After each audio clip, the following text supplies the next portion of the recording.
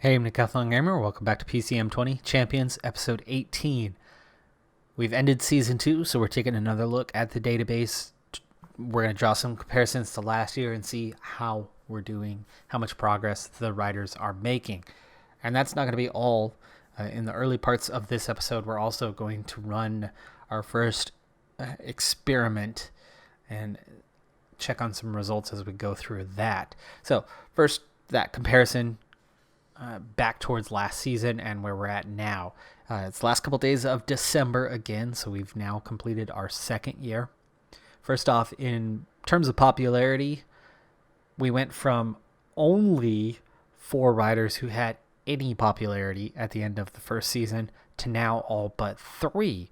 Really, it's all but 2 because one of those is our brand new rider for this season, so they have no popularity yet. And then one of the 2 is Cyclops, who we added in, and the other one is our last rider who's not yet hit a 70. So it's all 3 of our riders that are in the 60 or below 70 range. Everybody else has some amount of popularity, though we really still don't have a lot. It's better than where we were a year ago. Our max popularity right now of any rider was a 39, currently a 33, somebody else on a 32. That's still a fairly low popularity, but we were a continental team. We weren't in big races. We've never been in a World Tour race before. So that actually still makes a lot of sense. We had a lot more success this year. So we went from very few riders having any popularity to most of them having a little bit of popularity. So again, makes a certain amount of sense. Now, our new rider for this season is going to come in with a 7 potential. They're starting at a 60 in every attribute. And for the last time, we're going to do the max 85. So last year we took Cyclops at a 55, where everybody else had been a 50. And so we're going to check in on how Cyclops is doing. And then again, we're going to do that similar experiment one more time with a 60 and see how close we can get to max. Because I'm not convinced that any of our 50s are going to actually hit an 85, though we've certainly had some good progress. At this point, we have some that are 76 overall, so there's definitely some good values. Now, speaking of their current value, here at the end of Season 2, not counting Cyclops or our new rider, the original 14, their average right now is a 72.81. The minimum, a 66. The maximum is a 76. So we've actually started to spread out pretty far, a range of 10 amongst our riders. Now, some of that's coming down to that potential. You can see our 76 is a 7 potential, so it's actually not even our highest potential that we have on the team. But the 66, or sorry, the 68, that's the minimum, not a 66. Cyclops is the 66. A 68, it's a 6 potential rider. So that is a factor. But for some reason, there's at least one 8 potential rider who still only has a 70 overall. Now, checking in on that progress. A season ago, we ended at a 65.9. We are now at 72.8. So we've added 7 to our average overall. Now, the 65, right, or basically a 66, that was from an original base of 50. So they gained 16 points last season in average. We gained 7 this season. A year ago, we were at 45% towards max. We're now at 65% towards maximum. So we picked up another 20% this year. Now, of course, we knew it was going to slow down. Levels get harder to reach. They go from 100 points apart to 200 points apart to 300 points apart. Well, we are now at a point, we'll get to that capital in a second and the specifics of it, but our average gain was 1.75 per level gained this year. So we're still making a good average, but it's dropped below 2, but it's still pretty close to 2. Also, our gap has increased from 300 points per level. We're now hitting the stage where it's going to start going to 400 points in between each level. So in terms of the F capital, the brand new rider has had about 2 or 3 weeks since being adopted into the team. So they are already starting to accumulate a little bit of F capital, but it's a 49. So they're just getting started. They have not hit their first level yet. Still on that 60 overall. Cyclops sits at a 650. So we'll talk about Cyclops for just a second. Last season, the 14 core riders all hit, our lowest was a 993. They were all roughly 1,000 to a little less than 1,200. That was the range. Now, 650 is well below that mark, but of course, remember we had all those issues with Cyclops not functioning, and I had to hijack another rider partway into the season. They lost about 3 to 4 months of progress, and then they started at a very, very slow value F gain. It was a 11 or a 12, something like that. Now, somewhere along the season, it was recalculated because they finished the season with a 19.72 gain. So they were gaining. They were gaining much faster, so they picked up the pace. So they started slow, they started late, but they ended up with a 650. Now, 650 is far enough to get 5 levels. Now, in 5 levels, they went from a 55 overall to a 66.13. Now, the 66, that's right on average. Last season, the average finish point was 65.9. So he finished on average, but from a 55 to get to that 66, the actual gain was only 11. But 11 levels in, or an 11 average gain in 5 levels means it's over 2 levels per, like 2.2 levels per each time they've leveled up. So that's a good average. It's not quite on par with what we had last season, though. So it does show that less ground to cover means less points. Okay, I get it. Right? Everything on Cyclops other than that late start went as expected. And we'll see how we do with the new one, which, by the way, is going to be Doctor Strange. That's the new one we bring in, and they start at a 60, and they're going to be a climber. All right, now, comparing the other ones. Most everybody is in a pretty similar state. Our range is about 400 points between one another. The lowest is a 2,075. The highest, 2,445. So we have a couple in that similar range, but overall, really close. It's still only 400 points apart. That's not a big change. Considering last season, we had a good 250 points. So, the gap's gotten a little bigger, but not massively. Not a huge gulf. The important part that I've noticed here is that the gain values I thought were going to drop. I thought they were going to drop by a point or two this season. They haven't. They're gaining essentially at the same rate that they were. But an interesting thing happened. Those who had the highest values, the 21s, they all lost half a point or more in their gain value. So they're all a little bit lower. The ones that were in the middle, their gain value is almost identical to what it was. For example, there was one here that was a 19.85. Last season is now a 19.98 this season. So pretty much right on par. But interestingly, and opposite of what I expected, the ones who had the lowest value, the ones that were in the 18s, they went up. One of them significantly. We had an 18.84 that ended up a 20.0 this season. Or at least at the end of the season. We have an 18.2 that ended up an 18.5. We had an 18.4 that ended up a 19.1. Some dropped, and the higher ones were generally the ones that did that. But I did find that interesting. And so ultimately, what I saw is the capital value from the end of last season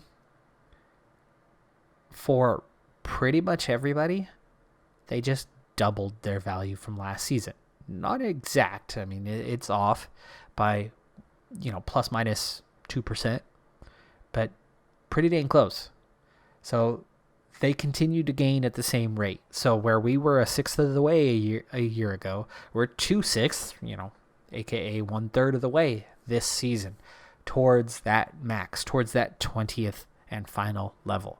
Overall, we went at the exact same rate, though. We were 7.57 levels a year ago. We're now 11.57 levels in. So we gained exactly 4 levels as a core group of 14 riders. One last thing, I am beginning to worry about our chances of hitting an 85. Now, here's why. Through 7.5 levels at the end of last season, that is 37% of the way through your 20 levels. So 37%. Now, in terms of progress, we were 45% at that 65.9 towards 85. So we were 8% difference to the good. Now, this season, one season later, we're 11.5 levels in. So that's 57% of the way there. And at a 72.8 average, that's 65%. Now, 65 to 57 is 8% to the good. In fact, it's slightly less. It's about 7.5% to the good. So we were 8% to the good. We are still roughly 8% to the good, maybe a hair under, which means this season we progressed in terms of levels at the exact rate that we need to get to 85. But it was only our second season. We're only a third of the way towards our goal. We still have 4 more seasons, theoretically, to get to our final level. If we are decreasing at this rate of, we were 8% to the good, we're now just level, we lost 8%.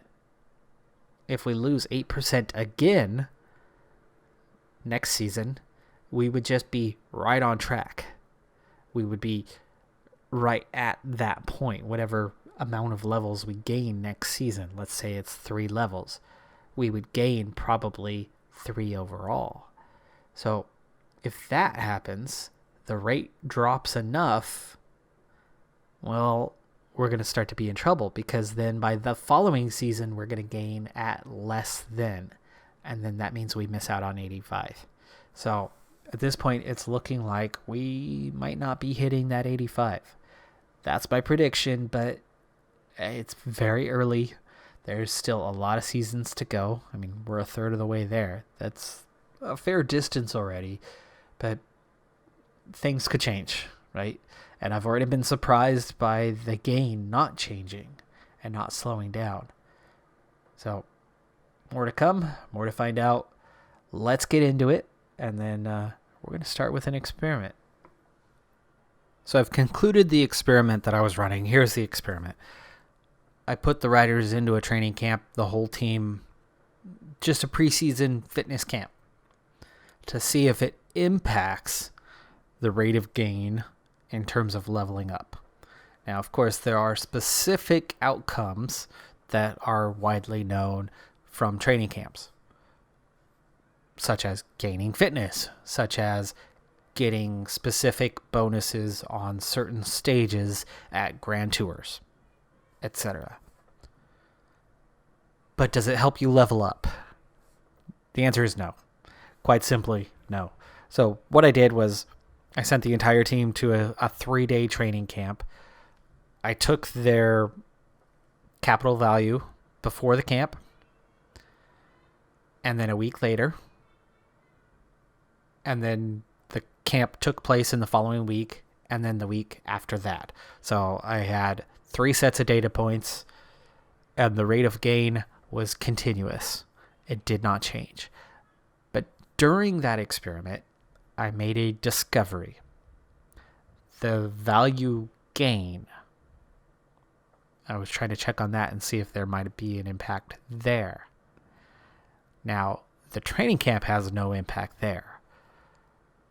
But the discovery was every time you level up, the value of gain is recalculated. So remember when I mentioned how Cyclops was trapped on a very low level and their first level took a long time to gain because they weren't picking up much per level because of the player they had hijacked and had become? And then I noticed at the end of the season, it was a very regular, normal, high value. Well, that's why. Every time you level up, the gain is recalculated. And so it changes. During that experiment, I had somebody who was at an 18.5. They leveled up, and they were at a 19.7. Big difference. I had somebody who was at a 20.3. They leveled up. It became a 20.6. All right.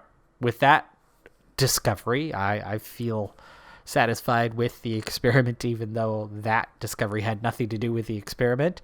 But I also do feel satisfied in that training camps are fairly worthless, with the exception of the short-term gains that you can get in specific places.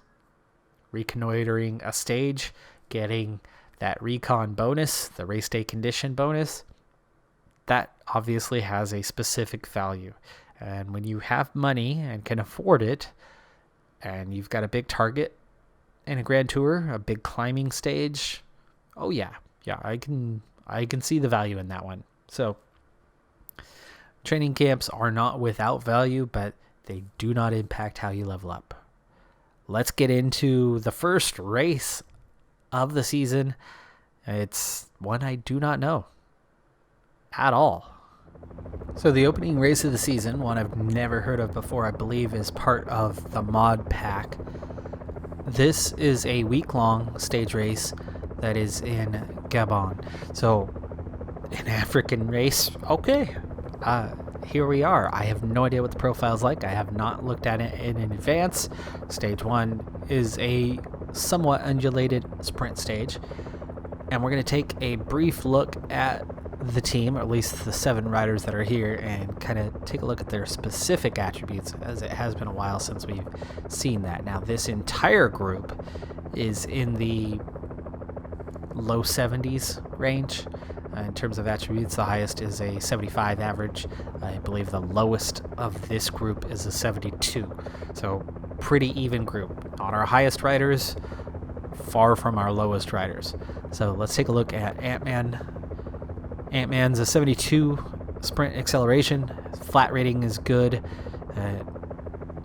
Without any indication here, I couldn't tell you exactly what his base is, but I want to say Barrador, which would make sense with a 77 flat and a 75 stamina. Wolverine, who I believe is a sprinter, 76 on the flat. Sprint is coming along. He's got the stamina. He's got 72, 73 sprint acceleration. Looking pretty okay. Still lacking in resistance, but hasn't really boosted that sprint a whole lot at this point. Spider-Man, Classics rider, I want to say, but could be a puncher, but I do think he is a Classics rider. Has a 76 cobble rating, has a 74 hill rating, and is okay on the sprint. And whoa, vacating from the finish. Very late to get ready for this one. Deadpool, 73 sprint, 74 punch, and Groot, 74 sprint and acceleration. Is our highest in terms of base, but you can see all of them are pretty dang close. I mean, we could get anybody, with the exception of Iron Man, to run this sprint. The resistance, I think, is going to be the biggest factor in that. Obviously, we want to follow Iron Man. 84 Gamora on resistance with a 76 sprint is going to be really good. That's not going to be beat by much, so we'll put her towards the back, definitely behind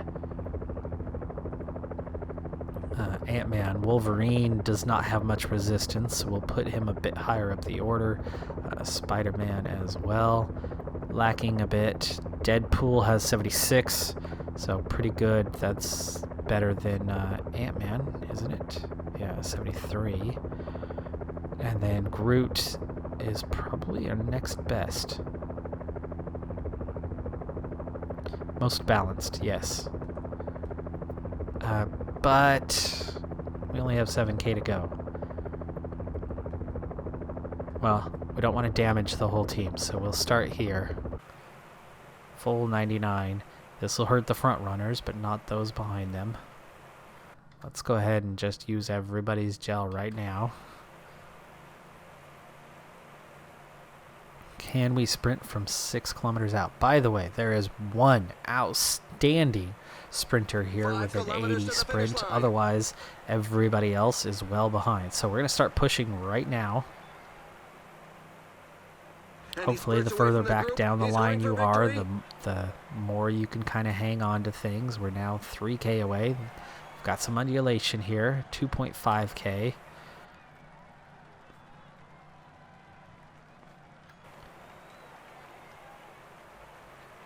There goes the sprint. The strong men are giving their all. Let's see just how quickly some of these riders are just flying past us. We are not on their level at all.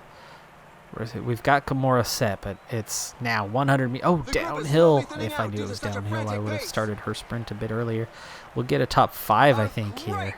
Nikias Arndt, Sonny Colbrelli, Garrow are the top 3. Gamora grabs 4th place. Ant-Man 6th place. Gibbons is here, so there's definitely a handful of pretty strong sprinters. I mean, Timo Rusin all the way down in 16th. Marco Haller in 18th. So good result, all things considered. But I don't know. I made a meal of that, but that's because I thought we had like 60 kilometers to go, and we had 8. My bad on that part. All right. Well, in terms of racing, we're going to get our first World Tour race to open the next episode. I know I have not done much here today. I won't bore you with the story of what my last week has been like, but there was a foot of snow. Our worker couldn't get here for very many days, and we still had kids, so I've spent a lot of time actually working in the daycare itself over the last week, and I haven't had anywhere near the hours that I normally have to commit to the channel. I've had a lot of other work on my plate, and then also I'm starting preparations for a new Zwift series. That new Zwift series is going to impact how the channel is run. That's going to start up next week. This series will now be every Tuesday, Thursday, and Saturday, with my career mode Monday, Wednesday, Friday, but the Women's Tour series on Sunday. Zwift will coincide with this series every Tuesday, Thursday, Saturday. All right. That's going to do it for this episode. I'm Decathlon Gamer. Thanks for tuning in. Be sure to hit that like button. I'll see you next time. Have a good one. Be safe out there. And bye for now.